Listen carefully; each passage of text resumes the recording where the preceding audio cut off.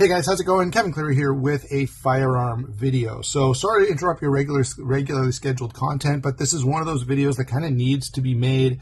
We're in a really bad spot here in Canada. First, let me, before I get into the content, just apologize for the sound. I don't have my usual setup, but I wanted to make this anyway, and I think I'll be fine. You'll be able to hear me just fine. It just won't be as clean and nice as the usual setup that I have. So, back to what I'm talking about.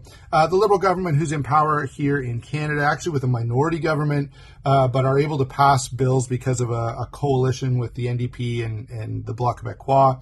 Anyway, they have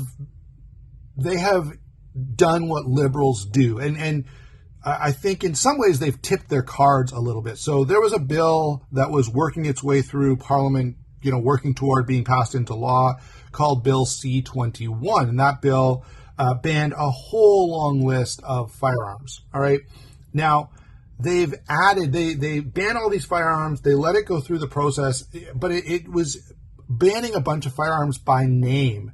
Now, name or variant, okay? Well, they've added an amendment to this bill, sort of at the last minute, and likely because they didn't want it to be scrutinized, right? They can kind of get the bill almost through the process, past the committee stages, past the consultation stages, and then add an amendment to it that completely changes what they're trying to do. And that is the amendment, along with adding more firearms to the list, also bans all semi-automatic centerfire rifles with a detachable magazine, right? The idea is with the potential for more than 5 rounds, right? Even if 5-round magazines are the only thing legal in Canada, it doesn't matter. Even if there's the potential that you could somehow get a larger magazine, that's going to be considered banned. All right. Now, here's what I want to ask in this video. The question is, why? Why do that? Right? And I want to kind of outline the main objections that they usually point to, and I'm just going to say them and a brief explanation, and I think you'll understand that something is fishy here, okay? All right. So why ban all of these firearms? Okay, can you point to evidence that these particular firearms, either any one that's on the list or even any centerfire semi-automatic rifle, has been highly used in gun crime? Right? Is that why? Is everyone just running around shooting each other with these semi-automatic rifles with detachable magazines? Well, no. Okay, so they claim public safety is the reason, but that's clearly not it. In fact, we have very, very low gun crime in Canada. Now, it is on the rise, but it's what we're seeing more of is more gang violence, and this does nothing to address that. Gangs. Number one, gangs on the street are not carrying around rifles. Period. Okay. Number two, they're not acquiring the firearms they do have, which are going to be largely handguns. They're not acquiring them through legal means. All right. So it's a lie to say that it's primarily about curbing gang violence. All right.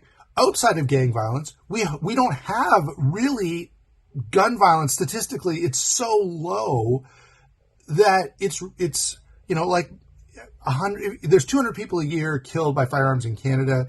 A good portion of those are suicide. A good portion the rest are essentially gang violence. So we don't have a gun problem in Canada. All right. So public safety is really, really hard to swallow. Furthermore, it's really hard to swallow when the measures you're taking, okay, are not going to be effective. Right? It's sort of like saying, I don't know, we have a real problem with speeding. So what we're going to do is we're going to make stricter seatbelt laws. Right? Like there's not a connection there. All right.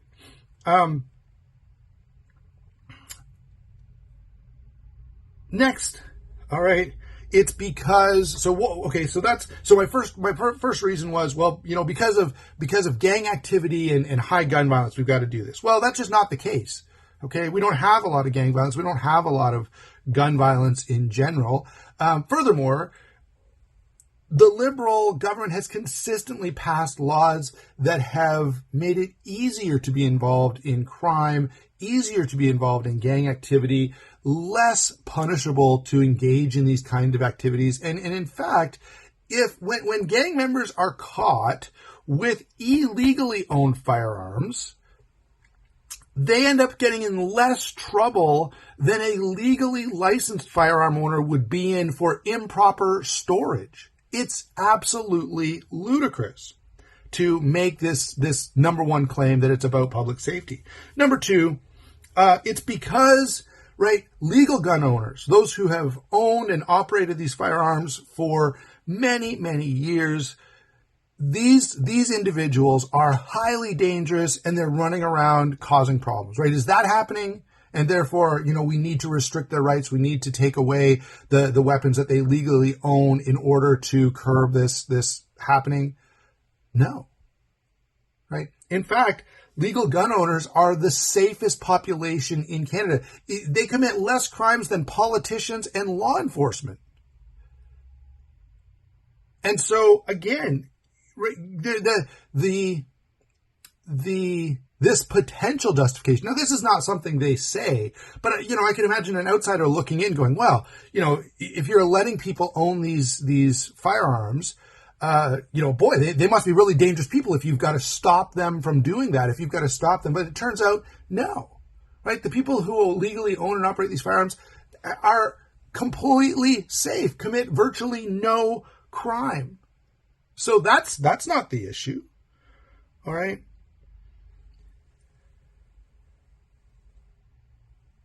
Again, let's ask let's go to the next question. Okay, so it's not the legal gun owners, right? It's not gang violence that you're addressing. Could it be that, legal gun owners are getting robbed in high numbers and all of their legally purchased firearms, even though they're safe, they're not a danger, all of their legally owned and purchased firearms are being stolen and used in crimes that way? Is that the reason? All right. Again, the answer is no. But by the way, I might point out that even if it were, right, cars are stolen at an astronomical level, right? Especially certain cars in certain wealthy neighborhoods. Car theft is a huge problem. And some of those cars are used to facilitate crime. All right. Well, is anyone saying, what we really need to do is change the laws pertaining to vehicle ownership? Maybe we need to force everyone to have a different kind of alarm system or devise a system where cars can't be so easily stolen. No, right? And certainly the suggestion would never be made that we just stop people from having cars in the first place. All right. And so in fact, there are some statistics on this. A couple of years ago, I guess 2020, 2021, they looked at, are some firearms being used in crimes sourced within Canada?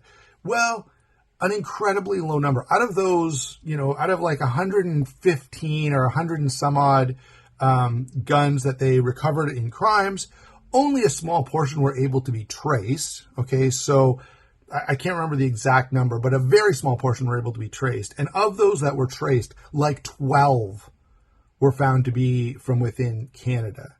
And by the way, that's, so they share this number. I think they were only able to trace maybe 25 or 30 firearms. The rest were just untraceable. All right. So of the ones that were traced, like 12 or 14 were found to be from within Canada.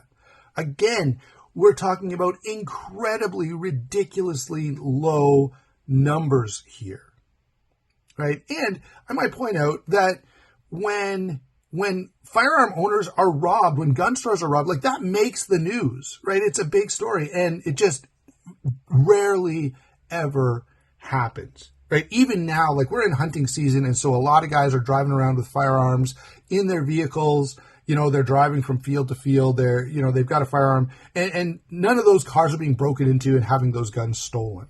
Right? It just doesn't happen. So again, we come back to the question, why? What is the point of this? Right? Because there seems to be no public safety motivation for this. Rather, I would suggest there's just an a priori hatred for firearms, especially among liberals. And I think, I'm going to make an accusation here, and I don't think it's far off the mark. The general divide politically between right and left is about the rights of the individual. Those on the right value the rights of the individual above everyone else. Those on the left tend to value the rights of the collective above those of the individual. Here's the problem. If your intentions are to take away individual rights, then you need to take away firearms, because some people will not tolerate those rights being trampled on.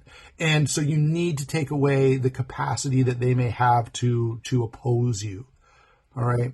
And I'm not suggesting that the Canadian government has plans to do anything further, but that it's a principle of leftist ideology that we've got to take the power away from individuals. We don't want people to be self-sufficient in any way. We need them depending on the government. And this is a central tenet of Marxism, right? Marx complained that things like the family and things like churches took away people's dependence on the government. Therefore, they were harmful to his overall goals. All right. Number two, they can claim to be doing something when they're not. All right. They think that, this is something we can use to get votes, because there is a lot of irrational fear of firearms out there. People watch movies where bad guys are running around with guns and Dirty Harry's blowing people's heads off. And it's almost like the irrational fear of sharks that was generated by the Jaws movies. Even though it's incredibly rare to be attacked by a shark, everyone was terrified to even go within 10 feet of the ocean. All right. Well, we live in a society where guns are portrayed in a particular way. Instead of as tools, instead of as elements for sport shooting, instead of, in fact, public safety tools. And I'm going to bring this up, even though now in Canada, I want to be very clear about this. In Canada, personal or family self-defense is not a legal reason to own a firearm, right? However, it is clearly demonstrated that in places where it is legally, you are legally allowed to own a firearm for self-defense, it is a huge deterrent. In fact, there's almost a correlation between and I know correlation does not equal causation. That's why I said correlation. But in places where firearm ownership is highest, in places where laws pertaining to firearm ownership are laxest, you tend to have the least amount of crime. And a number of years ago, when Australia did their major crackdown on firearms, criminals went on record saying, look, we love this because we all have guns. We're not getting rid of them. And now we know that we can literally walk into any house we want to, and those people will not be able to stop us. All right. Again, and I say this as a first responder, we do our best to be where we're needed as fast as possible. But this is my argument in favor of firearms for personal self-defense. I think the Canadian government and any government who doesn't allow this is deeply flawed, because I think it's a human right. Nonetheless, when seconds count, okay, and this is a cliche, but I'm going to say it anyway, but when seconds count, law enforcement is minutes away, right? That's the reality. We're going to show up after the accidents happened. We're going to show up after your house is burned down. We're going to show up after the medical distress has been in place for 5 or 10 minutes. And that's just the reality of the situation. Okay. And in big cities, it might be worse, right? So if someone breaks into your house, what's it going to take them? 3 to 5 minutes to search your house and find you and do whatever they want to you. Well, police will be there in about 15 minutes to find your body, right? That's the reality. So I want to, though that actually takes care of most of my notes, other than my little call to action that I've got here in a moment. But I do want to pick out a number of things that I'm taking directly from a letter that a Facebook friend received when he wrote his Liberal MP, that's Member of Parliament in Canada, wrote his Liberal MP with concerns about this bill. And the response that he got back from his Liberal MP, I mean, essentially it outlined all of the things that I said. Public safety was a big deal, but they've changed the nomenclature. Notice they say, so in the letter, he specifically says assault style weapons have no place in our society. And I want you to notice that language, assault style. Okay, he's not talking about a firearm specifically designed as an assault rifle. All right, it just has to kind of have a look, an appearance, a style. Okay, that gives incredibly wide-ranging interpretation to this, and really means, like, this gun is black and it has a sight on it and a rail. I mean, it could be an assault style, even though it's a single shot shotgun, for crying out loud, right? So that language is deeply problematic. He further says, we're not going after long guns or hunters. Right, we're not going after long guns or hunters. Well, one, hunting is not the only legal reason that you can own a firearm in Canada. Number two, they specifically named the SKS, which is a long gun frequently used for hunting. Yes, it was recently used in a crime, and it was a bad crime. This guy shot 2 cops. But the fact that you could use any gun to shoot somebody, right? You've got to look at the statistics, and you've got to have some kind of, you can't react irrationally to to things that happen. Okay? But because the SKS made the news, it made the list. Right? The second part that he mentioned is that their aim is an end to gun violence. An end to gun violence. All right, well, this is just a sheer matter of mathematics, all right? A certain portion of the human population is criminally violent, right? It's not a large population. Maybe it's 0.5%, or maybe it's 0.1%, whatever that is, right? Maybe if it's 1 in 500, if it's 1 in 1,000, if it's 1 in 10,000. What that means is, as population grows, okay, you get more of those individuals.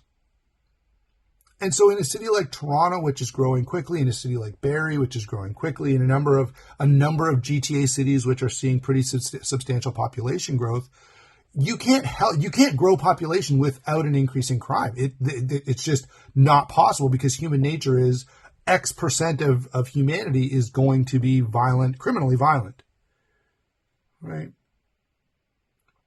Now, he also says that he wants to address the root causes, that the Liberal Party of Canada wants to address the root causes of gun violence. Again, as if gun violence is a huge problem, which it is not.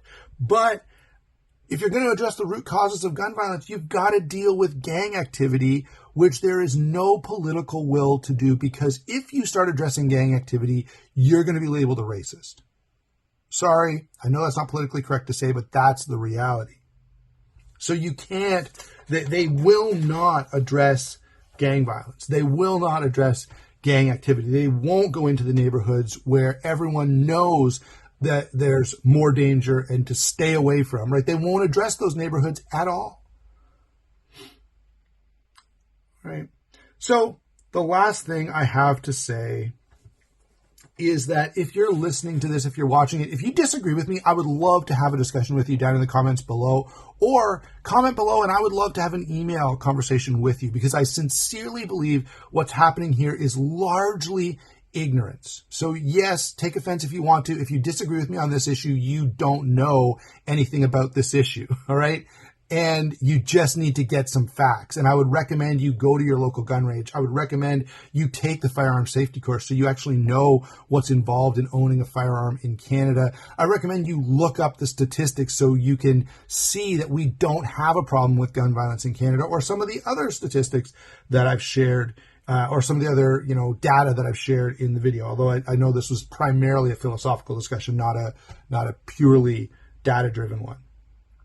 Finally, if you do agree with me and you don't think it's reasonable or fair to deprive law-abiding citizens of their freedom, then you need to be spending time writing your MP, writing every MP.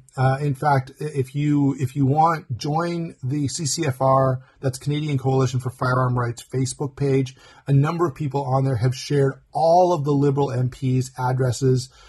In addition, like I'm in a Conservative riding, I'm going to write my MP as well here, even though he's Conservative, and say, look, you guys are not doing enough. You need to be making a huge stink about this because the facts are just not on the Liberals' side.